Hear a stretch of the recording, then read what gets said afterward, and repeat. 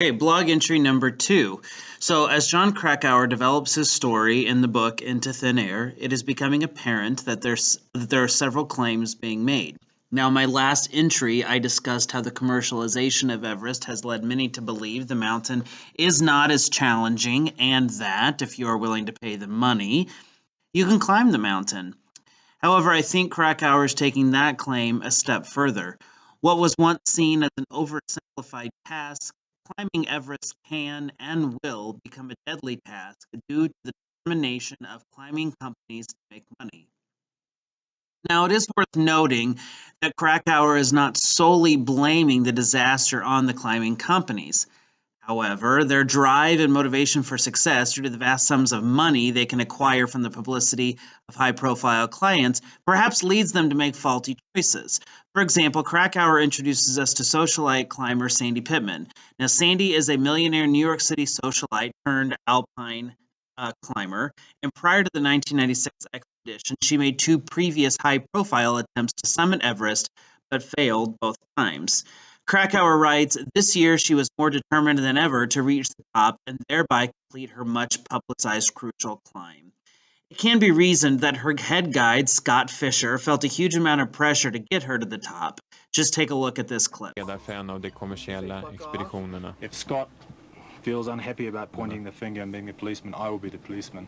And I will take photographs and I will show other people. So maybe I'll get unpopular, but somebody has to be unpopular sometimes.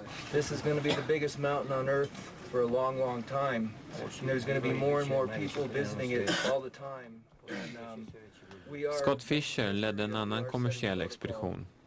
Där betalar man cirka $65,000 för en plats i en stor expedition med guider och skärpas. Man är garanterad syrgas ända upp till toppen och i basläget finns alla bekvämligheter.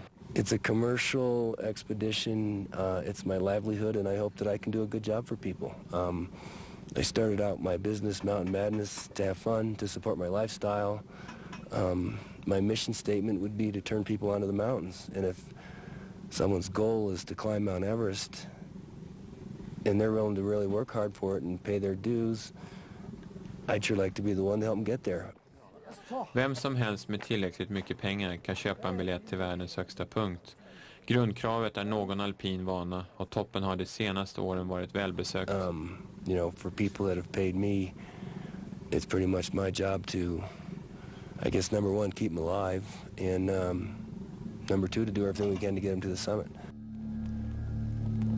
Already tried and failed twice, and he was the one to get her to the top, it would mean huge press for his company. This could mean that once his team reaches the summit, his choices become more reckless as he becomes more determined to help Sandy make it to the top. However, this applies to Krakauer's climbing team as well, which is led by Rob Hall, who you also saw in that clip. Now, Hall, while in the clip, claimed to want to keep people safe, also charged clients normally $65,000 for a summit attempt on Everest. But he gave Krakauer and his connections to Outside Magazine a significant price reduction. He writes, quote, he'd agreed to accept only $10,000 of his usual fee in cash. The balance would be bartered for expensive ad space in the magazine, which targeted upscale, adventurous, and physically active climbers. This is the type of audience that could be potential clients for Hall, thus leading to a boom in his business. Either way, with Hall or with Fisher, it is clear that the potential financial gains of climbing companies are too irresistible for both Hall and Fisher. It is perhaps the money and not the safety or well-being of the clients that takes priority in their minds.